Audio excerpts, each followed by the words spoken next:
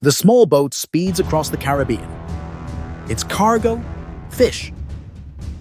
Or something more sinister. No one knows, not even the high-tech American cameras tracking it. But in a split second, the order is given. The boat explodes into a fireball, sending its cargo to the watery depths along with its crew. Just another day in the war on drugs. On the surface, a war between the US and Venezuela seems unlikely. The two aren't locked in proxy battles like the US and Russia over Ukraine's independence. The US doesn't have any military bases nearby that are being threatened by Venezuela like it does with Iran. And Venezuela doesn't have any weapons of mass destruction that could be considered a direct threat. In fact, Venezuela is almost strategically irrelevant to the United States, a poor country that doesn't pose a direct threat to the US. But this tension has been building for a long time. Presidents Donald Trump and Nicolás Maduro might be in the hot seat, but this conflict stretches back through their predecessors several times over. Relations with Venezuela began their downward spiral when populist leader Hugo Chavez took power in 1990. Things were calm at first, but after the September 11th attacks and George W. Bush's invasion of Iraq, relations began to sour. Chavez became known for his beery public denunciations of the United States, and tensions deepened. Still, he was popular and democratically elected, so he rode out the Bush years. Bush's successor, Barack Obama, was more interested in mending diplomatic fences. But when Chavez died in 2013, things started circling the drain. He was succeeded by his vice president, Nicolás Maduro, who proved to lack Chavez's better qualities. Under him, Venezuela suffered from serious food and energy shortages, leading to massive protests against the far-left government. Maduro would almost certainly lose a fair election if he ever held one. Instead, he claimed victory several times under suspicious circumstances, culminating in the 8-4 vote, which observers widely condemned as blatantly stolen. With dissent crushed at home, he turned outward, escalating a diplomatic Cold War with the United States. And President Trump was all too happy to respond in kind. In recent years, diplomatic disputes with Venezuela have flared into open skirmishes, some serious enough to be considered acts of war. The most famous was Operation Gideon in 2020, when a coalition of Venezuelan rebels and a private security firm attempted to invade the country, capture Maduro, and drive him from power. But as impromptu coups often do, it was riddled with flaws, and the participants were captured, including several Americans who faced trial in Venezuela. Nothing can precipitate a conflict faster than citizens being captured. And as of 2025, the government estimated there were 9 wrongfully detained Americans in Venezuela. Tourism to the South American country is minimal, largely because of government safety warnings and widespread economic hardship. Most visitors who do come are there for business or to visit family. Over the years, the US and Venezuela have conducted several prisoner swaps, but that can encourage more captures, something the US has found out the hard way when dealing with Russia. The fuse has been lit, and no one knows how short it is. On the surface, America versus Venezuela isn't much of a match. One has the most powerful military in the world, and the other struggles to feed its own citizens.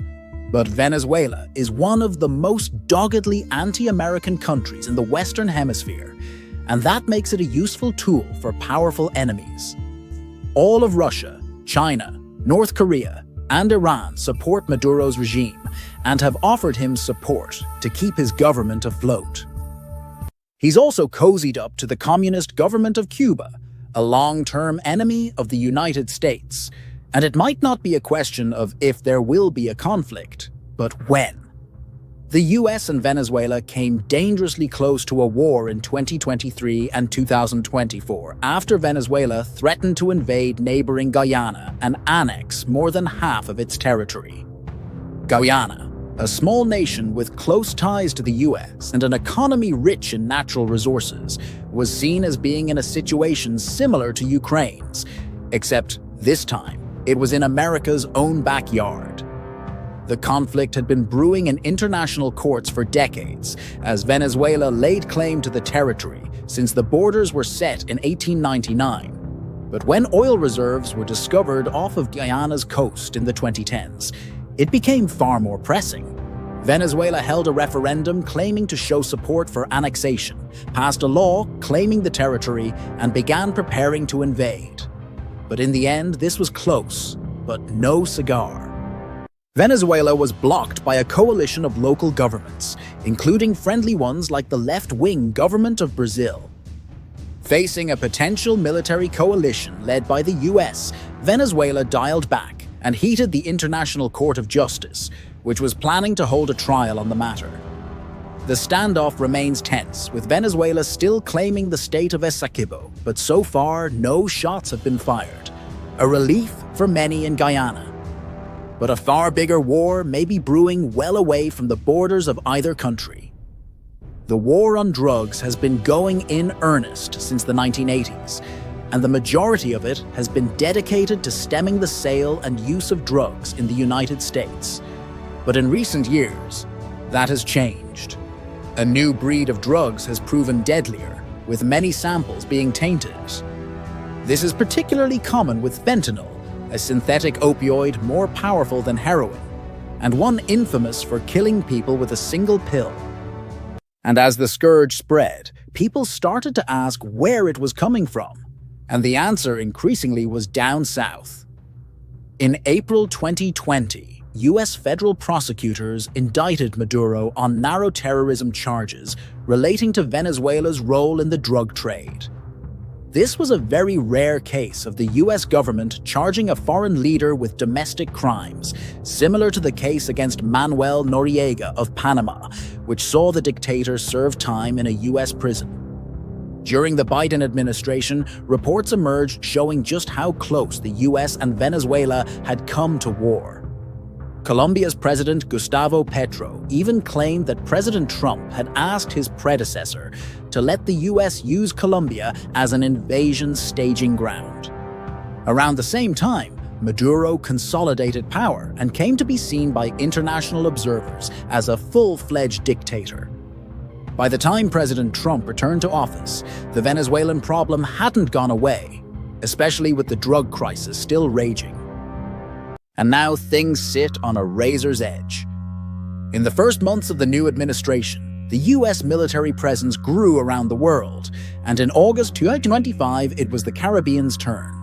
The president deployed a heavy presence of gunships and surveillance planes off Venezuela's coast.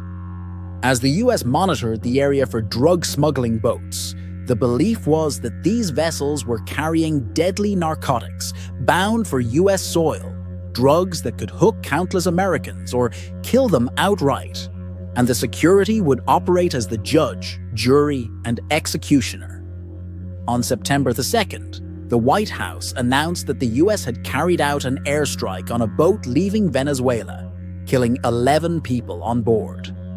Officials described the strike as an anti-drug operation targeting a cartel vessel, though no concrete evidence was released to support that claim. Media outlets quickly raised questions about whether the target might have been a civilian craft. Over the next 2 months, the US launched 15 additional strikes, resulting in at least 64 deaths, most in the Caribbean and a few in the Pacific. And if you talk to Venezuela, it's an act of war. The US claims that this is simply an expansion of the war on drugs. But if you listen to the Maduro government, the US is imposing a blockade on the nation. And that's led Venezuela to step up its own military preparations, mobilizing its army, and even bringing in civilian militias to supplement its defenses in the event of an invasion. According to Maduro, all of Venezuela is ready to fight. But do they stand a chance? That depends on what you mean by a chance. In the early days of the buildup, Venezuela became the target of ridicule after footage of its civilian militia leaked, including one widely seen clip of a woman jogging with a rifle during training.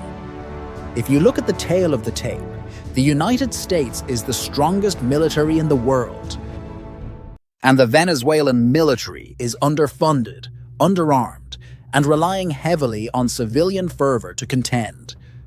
But this has happened before when the US seemingly faced a no-lose scenario, and it turned into a nightmare. The Vietnam War was a mismatch as well. But the US quickly found itself up against a local resistance that understood the terrain far better than they did. That allowed the Viet Cong and their allies to take their home field advantage and inflict heavy casualties on the United States. They couldn't break the United States militarily, but it could break its spirit. And the result was a country looking to disengage and leave without openly admitting defeat. That's exactly what happened. And it gave hope to every other resistance group up against the United States. Of course, the scrappy underdogs had a little help. One of the key elements of the Vietnam War was that it was a proxy war, with North Vietnam getting heavy support from China and Russia, then the Soviet Union, with both countries now still staunchly opposed to the US. That raises the prospect that they, as well as Iran and North Korea, could provide military aid to Venezuela in the event of a conflict. However, several factors make it unlikely that Venezuela could hold out the way Vietnam did. For one, there would be no military draft, meaning any public opposition in the US would probably be far less intense. And for a number of reasons, conflict may be inevitable. Venezuela may not be a direct threat to the US right now, but that doesn't mean it isn't strategically important to Washington. For one thing, it has heavy oil reserves off its territory. While Guyana holds many of them, Venezuela's waters are rich and provide one of the few economic bright spots for the country. While not every US intervention is driven by oil, Venezuela remains a country of major strategic importance. Washington has long sought to maintain a foothold in the region, partly to counter the growing influence of Russia and China. And that brings everyone right back to one of the most infamous affairs in US military history. The Cuban Missile Crisis may be the closest the world ever came to annihilation, as the Soviet Union planned to place nuclear missiles in Cuba, just miles from Florida. The situation eventually de-escalated, but the US has been even more protective of its sphere of influence ever since. So, could Russia or China arm Venezuela in the future? Not just to protect it from the US, but to expand their influence in the region and pressure any US-friendly governments nearby? It's possible. And Maduro might want this war as much as President Trump does. Maduro might have consolidated power after his most recent claimed election victory. And his military brutally suppresses any dissent. But as many dictators have found out, superior forces are no guarantee of long-term victory in a revolution. So Maduro knows he needs something for the public to rally behind. Complicating this, Maduro is dealing with a reignited rebellion, thanks to the Nobel Prize victory of his rival, Maria Corina Machado. She is believed to be the rightful winner of the election and is currently under house arrest in Venezuela.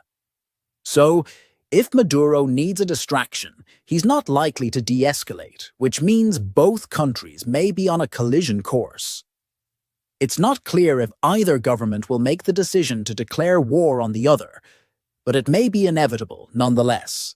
Because the United States is engaged in a high-stakes game of attacking individual vessels that it claims are participants in the drug trade, and the death toll is mounting. Many critics of President Trump's foreign policy have claimed that this isn't a military operation, so much as it's organized murder by the US military, as the administration hasn't provided any proof that the targets are actual cartel members. And each day, the chance for escalation looms. These encounters happen at high speed on the open seas, and one wrong move could mean a no-going-back moment. US drones are frequently entering disputed zones and hovering near Venezuelan airspace. More worrisome, Venezuela has stepped up its own military patrols, with its aircraft frequently buzzing US planes. There have already been several close calls, incidents that would trigger a diplomatic crisis, even between friendly nations. Each one requires careful diplomacy to prevent things from spiraling out of control.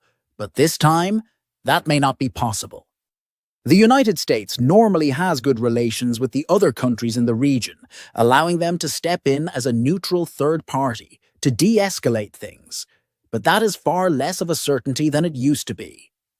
Washington's confrontational style put it at odds with several of America's closest allies, including Mexico.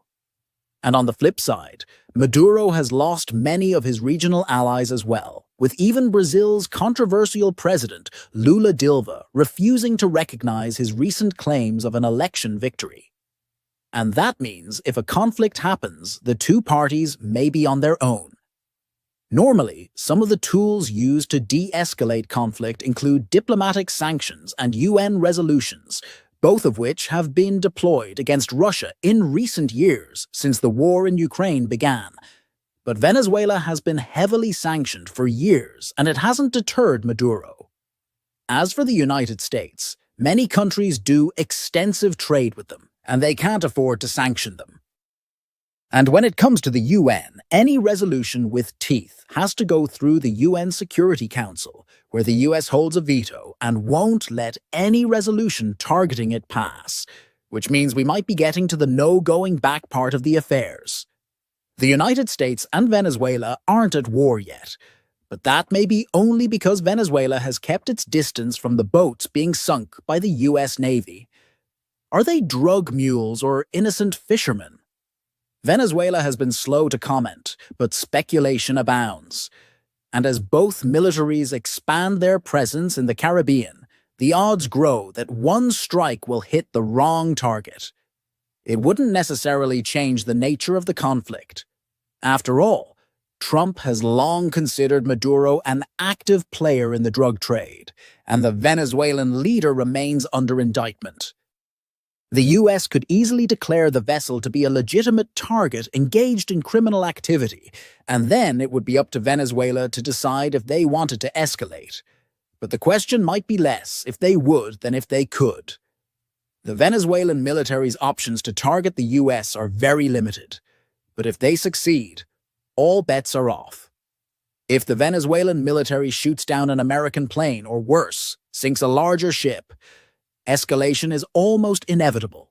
This goes double if any US service members are killed in the strike. This would likely rally support behind a military intervention. It's likely Washington would see the US as the superior military power, able to neutralize the Venezuelan military and capture Maduro within days. But that hasn't worked out before. Anytime a military enters foreign soil, even for a limited operation, there are countless X factors that could turn a small-scale war into a quagmire. Venezuela is full of challenging rainforest-like terrain, calling back to some of the harshest conditions in Vietnam. The United States, if it launches a ground operation, could find itself taking heavy casualties before it even reaches the dense urban centers of Caracas. Of course, they could take another approach and just go for airstrikes to try to target Maduro. Although, as they found out with Osama bin Laden, for a decade, that can be a hit-and-miss affair. War is unpredictable, and while many hawks in the US government might see a Venezuelan regime change operation as a quick and easy war, it might turn out exactly the opposite. Venezuela might be light on military strength, but it has a dictator with a cult of personality who can harness anti-US sentiment to rally the public and fight bitterly. And it has several powerful allies who would likely be more than happy to provide military support in the hopes of dealing a humiliating and public defeat to the world's only remaining superpower. And the result could be war coming to the Western Hemisphere like it hasn't in decades. Aside from a few minor regional conflicts, the Americas have remained largely peaceful for half a century. Not since the Cuban Missile Crisis and the Bay of Pigs has there been a serious risk of a large-scale war in the Western Hemisphere. Past skirmishes like the US intervention in Grenada stayed limited in scope. But in the Venezuela conflict, there are two leaders with a long-standing grudge, a desire for victory, and absolutely no desire to de-escalate. And the result could not only set the Caribbean on fire, but see the flames spread across the whole region. Tensions between the US and Venezuela are heating up. But to understand why, you have to know how Venezuela collapsed in the first place. Watch what actually went wrong with Venezuela to see how it all fell apart. Or click on this video instead